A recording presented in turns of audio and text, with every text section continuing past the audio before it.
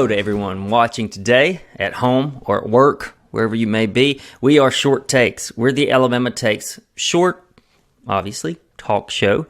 I'm your host. I'm the editor-in-chief of the website. My name is Blaine Duncan. Joining me today on the show, brilliant filmmaker, up-and-coming filmmaker, producer as well.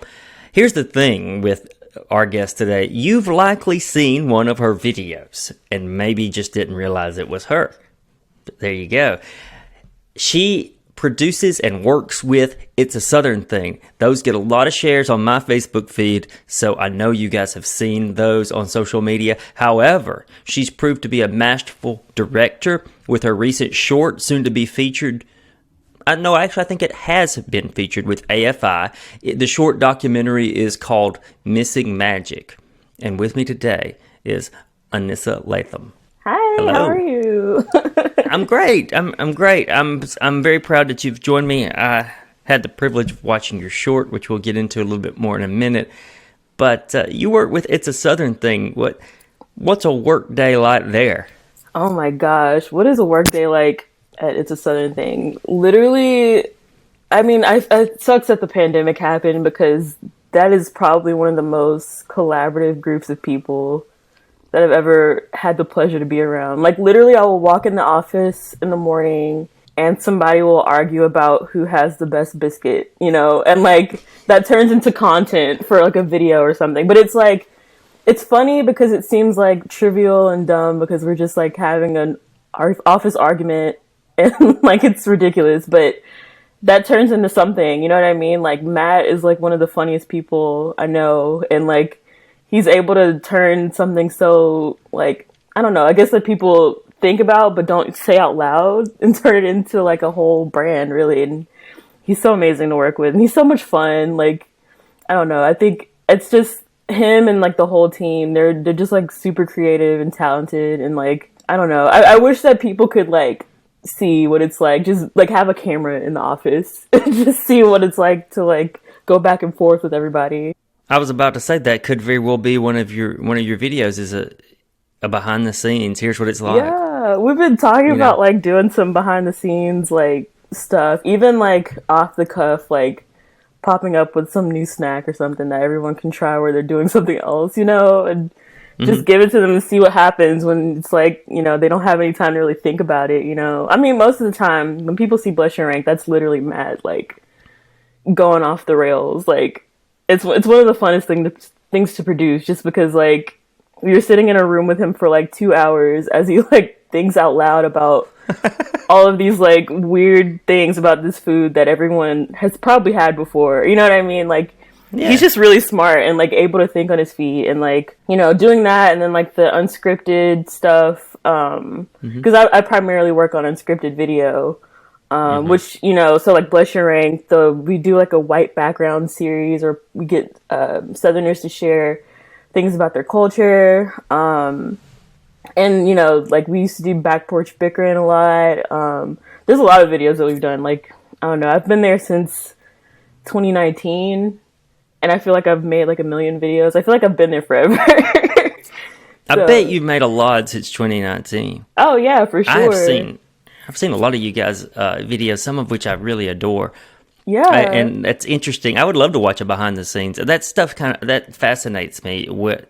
How the idea comes to be, what you choose to keep. Those kinds of things are really cool. Yeah, and I mean, it's like that team is just like the perfect pairing of like people who can think on their toes and like be in front of the camera, and people who are so unique behind the camera. Like, one of the architects of Blush and Rank at this point is an artist named Andrea Reilly.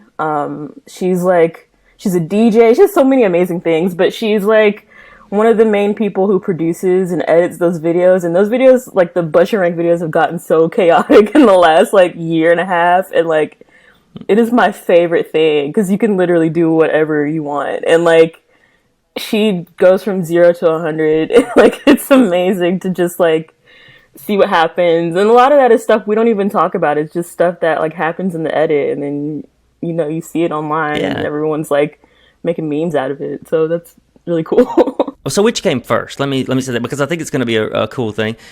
Did you gravitate to filmmaking, or did you get this job and then start doing your own filmmaking? So I started off, well, I remember in college when I was like, I don't know what I want to do. And then, like, I don't know, I'm like the type of person who likes to make pros and cons lists about everything.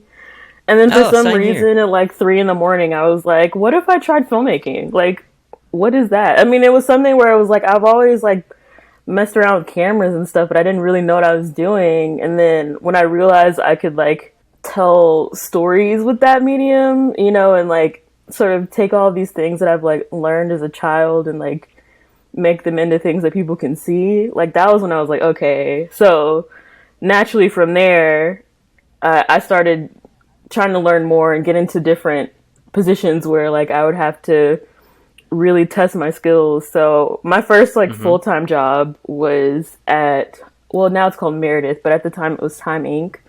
And I did like those cooking videos, you know, like the hands and pans videos where they're like Okay. putting together like meals, like kind of like that BuzzFeed style cooking video. Okay. Yeah. And then Yeah. so I edited those for like maybe like a year and a half, 2 years, and then started directing there. And they were just like, I was the person who would like peer around, because that, like, I don't think people know this, but like in those food studios you can like walk around and like get food and stuff that they've made for camera and then just like eat it for lunch, and it's awesome. I always hoped that was the case. Yeah, I mean, I don't know how it is now with the pandemic and like sharing food and Yeah. stuff, but yeah, then it was just like you can just go around and like grab food, and I would just like pop my head in the studio every once in a while, and then one day they were like, do you want to like hang out here? Do you want to, you've edited these videos enough, you can tell us kind of what to do. And I was like, sure, okay. So from Good there point. I Yeah. started directing those a little bit, and then I ended up going to Red Clay after that and joining the Southern Thing team.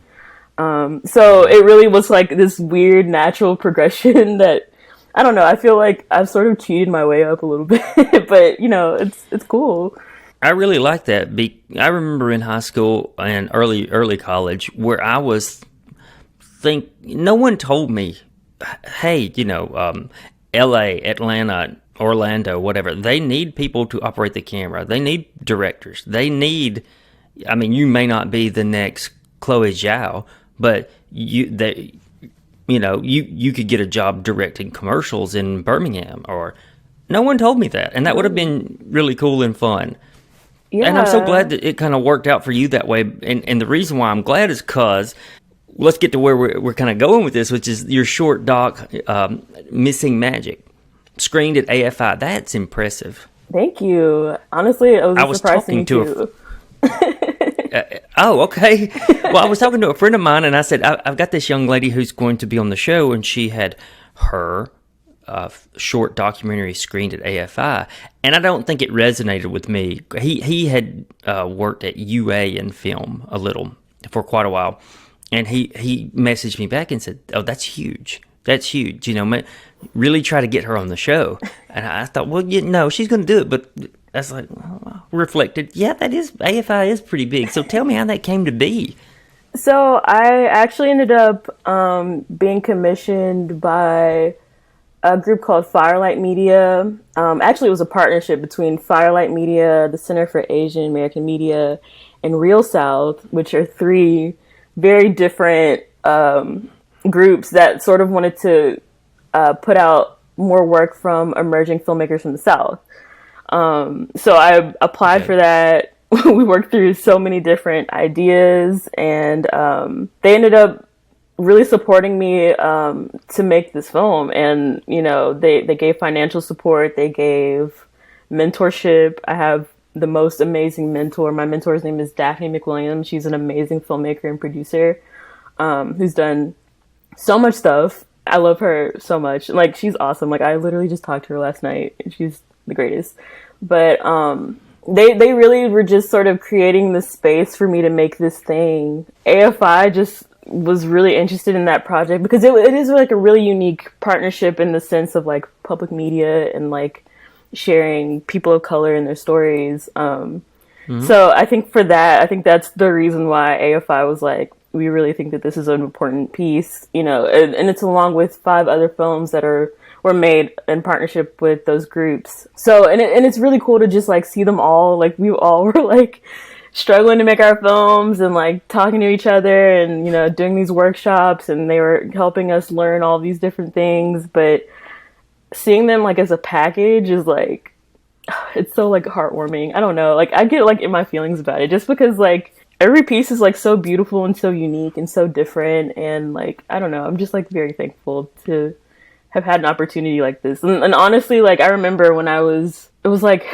mid-pandemic, and I was like, I really need to like find some sort of thing that can help me learn more about filmmaking and like sort of get my feet wet a little bit. So I remember like looking around for different programs and, you know, different things that costed money, and I was like, okay, I don't really want to pay for anything, but we'll see.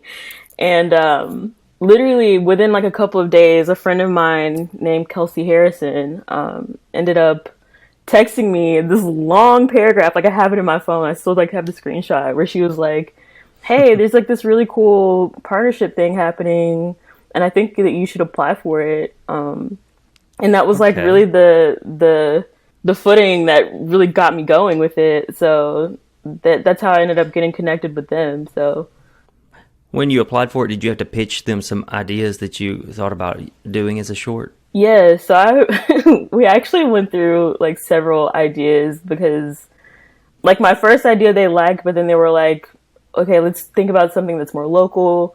So I started pitching more local stories, and then I had pitched one story that we were going to do, and we were having like a hard time getting access to the guy who wanted to tell the story, and it was a lot. But yeah, we ended up going with a few different projects, and the guy that's in my film, Decarious, I talked to him, you know, just to, like sharing like, hey, I'm working on this project and like I'm trying to think through some stuff.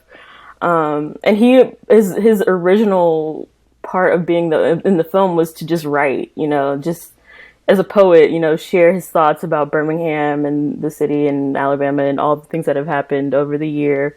Like that was originally what he was just going to do. It was just going to be like written pieces that, you know, he put together, and then we create this like artistic web to go along with it. But I also knew he had this story that he was having a hard time not like talking about, and I was like, do you want to talk about it? Like, it's okay if you want to like share those things, if you're comfortable, you know, we can totally talk about like what you've gone through over the last year, because I knew that he had been through so much, and he was someone that I went to school with at UAB for a little while, and you know, he was like, you know, I actually think sharing that is going to help me be able to write these pieces a little bit more. So that's how we ended up making Missing Magic. You know, like at the beginning of the project, it definitely was not what it is now. So it's really cool to see how it's sort of webbed its way into what it is. So I'll talk about the documentary in the abstract because it's 9 minutes, and I hope that our viewers have seen it already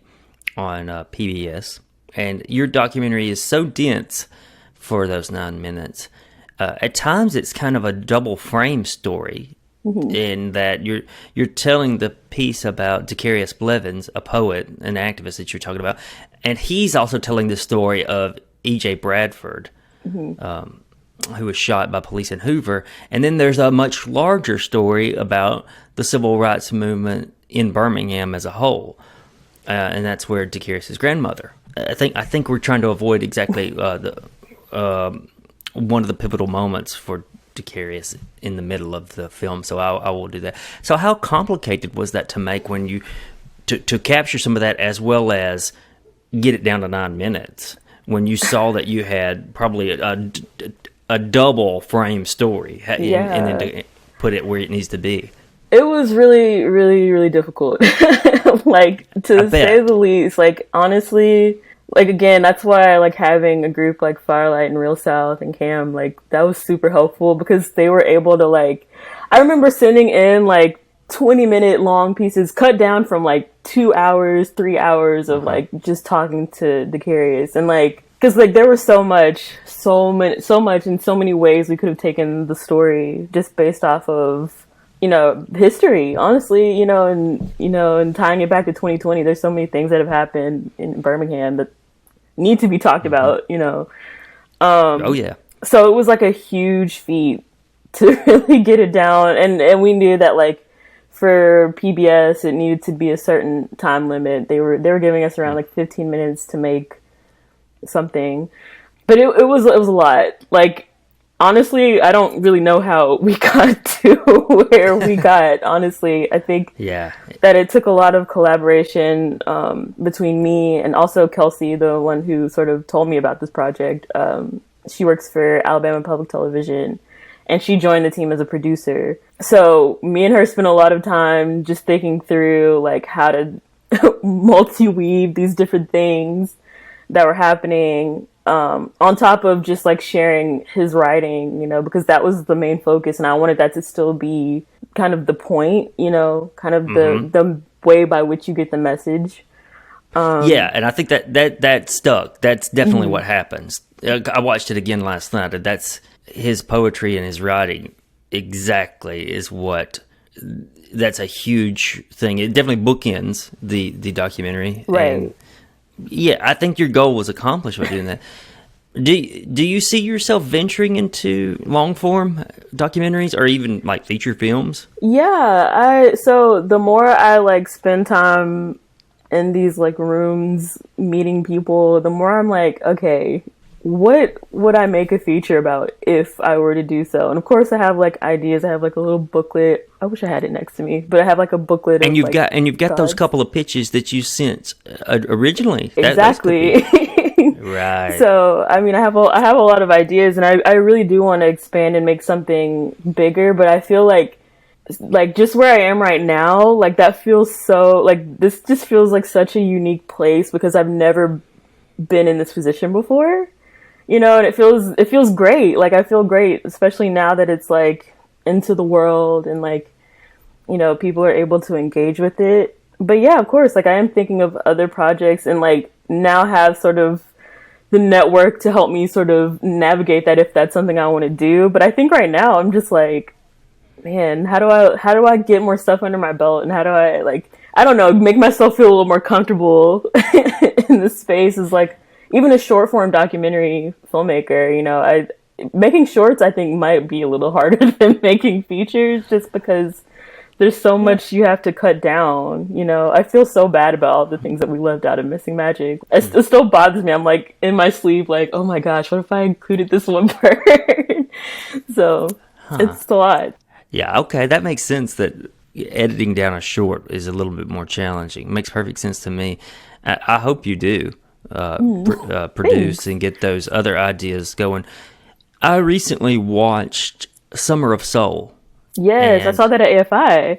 Did you really? Mm-hmm. Oh wow! I see such a line from that to what you're doing in your short. There, Oh, really? Like yes, I do. If any of our viewers have watched Summer of Soul by now and have watched yours, there is the message and the artist and the importance of black culture and the importance of black people. It's just that through line is there, I think, in both of those.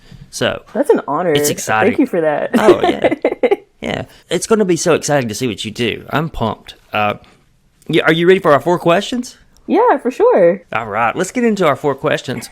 We'll start with our first, which is kind of what we were just talking about a little bit. What do you find both uplifting and depressing about Alabama, or even our country as a whole? But if you want to stick to Alabama, that's cool too. I think the thing that, I mean, it's Alabama and America as a whole, is like the gaslighting that black people have to deal with just like on a daily basis about like our place here, you know? Like, I mean, we basically were the ones who built this country. You know what I'm saying? Yes. Like, there's Yes. so much history within, you know, I mean, there's a horribly muddled history of Alabama and America in general, but like we built this country, and then to say that we don't belong to be here, or to make it feel like the things that we do aren't important when it's literally the thing that fuels this economy and this whole system, is like really frustrating, because like it manifests in like the most impactful ways. I mean, when I think about like, I don't know, I don't want to get too deep, but like thinking about just like unemployment and like all the different things that black people have to deal with on a daily basis, even like microaggressions, like where someone will say something and not even realize that like that thing that they're saying is actually not called for. Like those are the types of things where it's like we've been here long enough to where those are things that we shouldn't have to deal with. You know what I mean? Like, right. It's really frustrating. And like, I guess in Alabama specifically, I actually watched another episode of Short Takes with Wanda, and she talked about how we're all sort of being held hostage, like within like this system. And it really does. Like, I mean, it feels like that. And I understand people who choose to leave, but it's hard to stay too. You know what I mean? Like it's a lot. So it's a really complicated place to be in. And it's like, you can never fault anybody for the choices they make, but there's a bigger system that sort of fuels the decisions that people make that people don't really think about, I guess. I don't know. It's easy to just be like, oh, well, they did something bad, so whatever. You know what I mean? Or this person is a bad guy, or this person's a good guy, and sort of categorize it that way. But like, nothing is that simple, especially in Alabama and in the U.S. I don't know. It's really frustrating to me. So. Yeah, I would say I imagine. I honestly can't, but I'm starting to. I don't even know if I'm wrapping my head around it, to be honest with you. But I know more than I did when I was a kid. I'll say that. And yeah, for sure. So, is there anything uplifting you find about?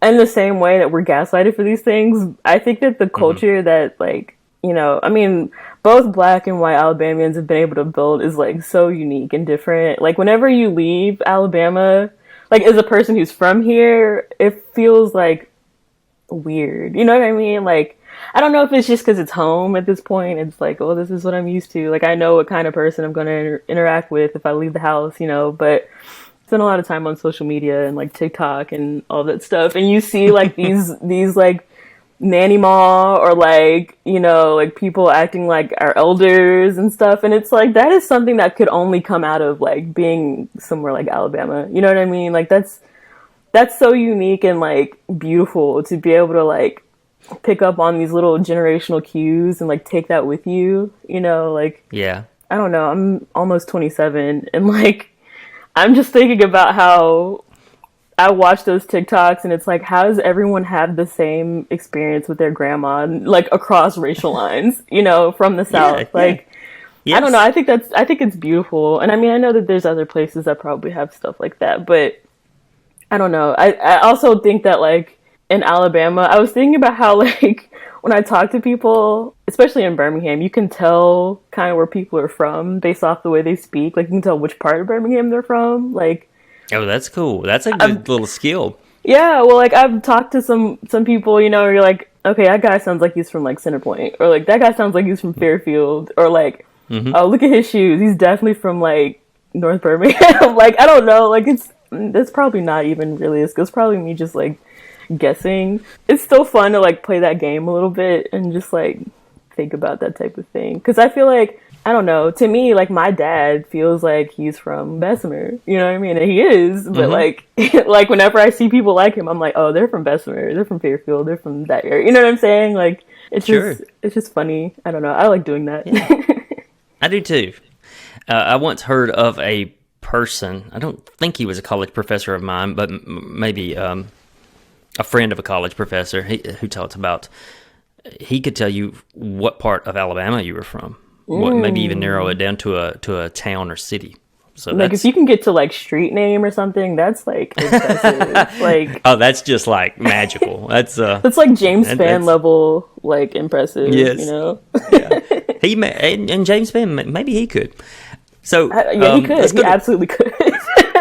Yeah, just from how you're talking. Let's go to question 2. In your documentary, you juxtapose images of the city and nature. I think that's really cool. I think there's something going on there, and you can say, no, there's not, but just let me believe there is. What juxtapositions exist within you? That is such a tough question. I don't even know how to answer it, really. I guess I feel like I've always sort of looked at myself as like this like walking paradox, because like what am I doing? You know what I mean? down to like, I don't know, this, I have different hair in, but like my natural hair color is like this like reddish brown color. Like that's not normal for a person of color, you know what I'm saying? Or like a black person, you know, like even that juxtaposition is one thing. Like I see it physically every day, but, and also I meet more people with this hair color, so maybe I'm not as special as I thought. But, you know, just being able to like be where I am, knowing that, you know, I was raised by a single mom and like has sort of, you know, have worked my way into this position. I think that that's like a cool juxtaposition. I don't know. I don't think that it's necessarily like unique by any means because there's so many people like me, but I don't know. I find a lot of, I spend a lot more time thinking about, you know, that sort of thing, like where I could be and who I am and who I could have been, you know, based off of like the decisions that my family made. I think about that a lot. I don't know. And it's funny, like even comparing myself to my mom is actually born in Brooklyn and raised there, but my family is from Alabama. Like they moved up there during the Great Migration and then came back. So it's like funny because people will talk to me and my mom. I look just like her as well. So people will talk to us and be like, are y'all from somewhere else? And I'm like, we're 24 years apart and she was from a different state than me. And like, I don't know. It's just funny. Like we're somehow have become the same person.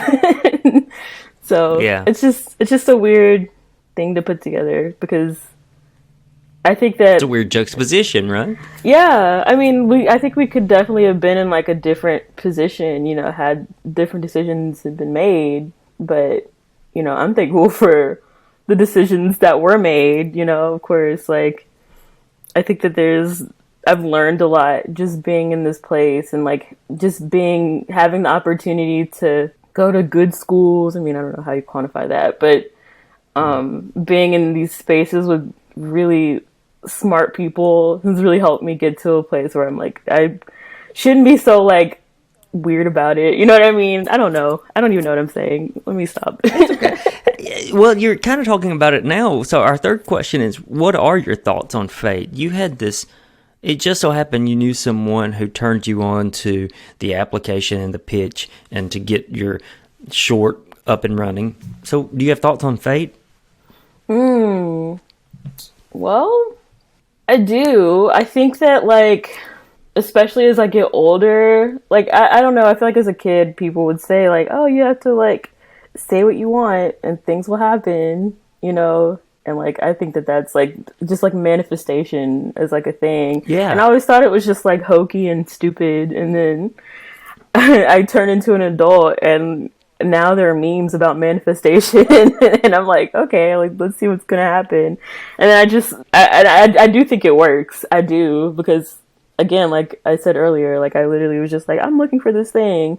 You put that out into the universe and it comes back to you. You just have to be really specific about it. So I do think that fate is one of those things that can absolutely work in your favor, but it also like terrifies me. Like the idea that like, I don't know. I don't ever want to say the wrong thing. You know, it makes me like really scared to like say the wrong thing and then like manifest something that I was like not expecting. You know what I mean? Like, because the universe will give back to you like that. I don't know. I feel like I definitely sound like the memes that I look at on Instagram all day. No, I'm interested in that kind of thing. That's good, and I'm gonna chew on that some more. It's good stuff. So. Our fourth and final question is our catchphrase. It's something we say that it's done up real good, more or less, that we have enjoyed something of late. So what's done up real good for you? Okay, so I spent a lot of time thinking about this. I think everyone has like their own personal affinity to YouTube as like a website, but for me in the pandemic, it has changed my life for the good. Okay. I have become, so as a kid, I was never a person who was really into gaming by any means, but YouTube has made me into a person who cares a lot about gaming. Like, and it's like the pandemic. How does that happen? So, right. It's the algorithm. But having so much free time like got me to the point where I was like, I don't know, I just was clicking on anything on YouTube because I was so bored. And like it turned into me just like watching these like YouTube Let's Play video games where it's like somebody just playing through any game or whatever. And like, I don't know, I feel like someone who knows me is going to listen to this and be like, oh brother, here you go again. Because I'm always talking about how fascinated I am with like the YouTube gaming community, because I think it competes with Netflix at this point. Like it's huge. It's really impressive. I've literally spent so many hours of my life during the pandemic just like watching through a video game. Like it's like ridiculous, and I love it. Like it really like will set off the like attitude for my day. You know what I mean? Like, and I never thought that I would be that person. And I'm still not really a gamer or anything. Like I know what's happening for the most part, but I know it because I watch it, not because I'm playing it. So oh wow, that's fast. So I see a lot of young people like 14, 15-year-old having their laptop open and watching that as well. And then once we got short takes off the ground, right before we did, I started researching YouTube and all this thing, and my relationship to YouTube has changed as well. But everything was geared toward the gaming community setting up a YouTube channel. So it was hard for me to find, okay, I just want, regular YouTube or whatever kind of YouTube. But I'm much more accepting of watching something on my phone via YouTube now, and just popping in some earbuds. And so that's interesting. And some of that happened during the pandemic. I've gotten to the point where like I will almost click on anything on YouTube, which is like horrible because it makes all of my recommendations come out really weird. Like I've been watching people cut grass on YouTube for the last couple of months, which is weird, but like they've turned it into like that channels. is kind of weird. I watch people who do carpet cleaning. There's like a guy I watch who literally just like flies from like London to wherever just to try out the plane. You know, if he'll be like, oh, this new company flies to Siberia. I'm going to fly to Siberia today. I watch those all the time. Like I've seen so many of them and I don't know. It's not even interesting. It's like mindless. Like, I don't know. It's weird. And then like, of course, like it's a Southern thing. We're always talking about like YouTube and like, I was like, what are you watching? You know, what's the type of thing that you're into? And I'm like always embarrassed to tell them like, I've been watching someone cut grass for the last 3 weeks. There's that. Why not? Hey, if you can imagine it, you can find it, I bet. Seriously. Online. That's always been true. Well, do you have some work in the next few days on with It's a Southern Thing coming up? So we are actually working on a pilot. I don't know how many viewers might have given money to our Kickstarter a couple of years ago, but we actually were working through the idea of a pilot show because like we were getting so much feedback that was like, hey, you know, like we would love to see this like as like a full show, you know, our So True Y'all comedy skits and everything. So they developed a whole pilot out of it, and we're actually going into production on that really soon. And so I'm joining that team for a little while.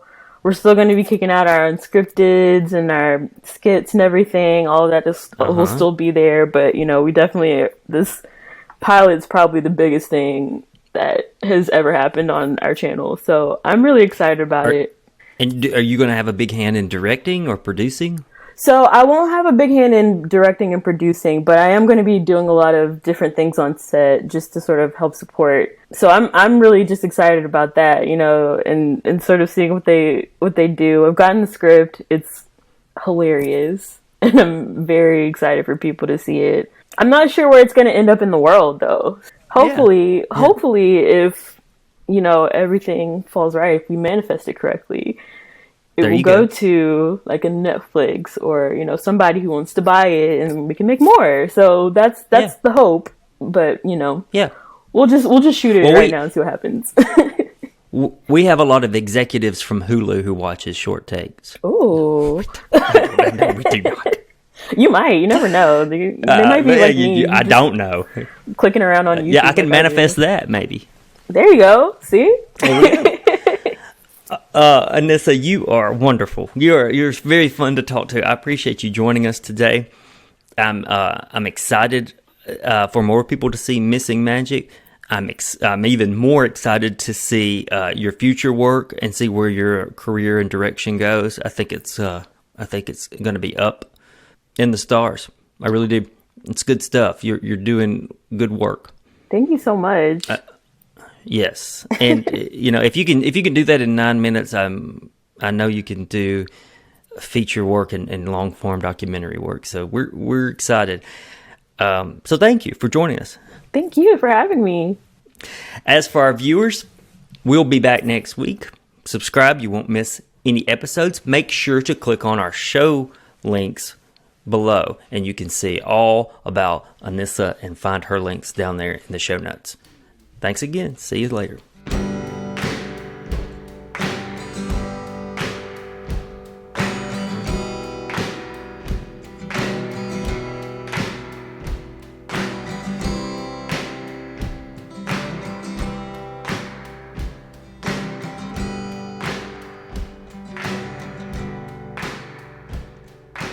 Will went walking and was blown away. Found his finger by my mama's grave.